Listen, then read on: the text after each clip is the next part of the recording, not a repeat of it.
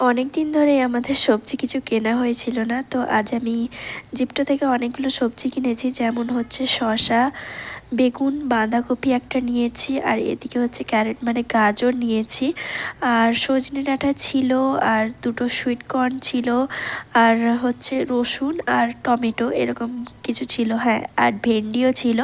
আর ভেন্ডি আমার না খেতে খুবই ভালো লাগে, আর সোমও খেতে খুব পছন্দ করে।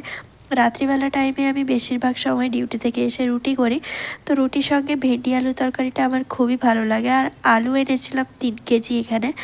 আর এখানে আমার গলার অবস্থাটা একেবারেই ভালো নেই, কারণ রিসেন্টলি আমার ভীষণ ঠান্ডা লেগেছে। এখন যেহেতু ওয়েদার চেঞ্জ হচ্ছে, আর আমি তো দুবেলা স্নান করেই থাকি, ওই কারণে আমার ঠান্ডাটা জোরই লেগেছে। আর এখানে হচ্ছে সোম ড্র্যাগন ফ্রুট নিয়ে এসেছিলো এক্ষুনি, তো ওই মাত্রই কেটে আমরা খাচ্ছিলাম। আর আমার ড্র্যাগন ফ্রুট খেতে খুবই ভালো লাগে, বিশেষ করে এই পিঙ্কটা।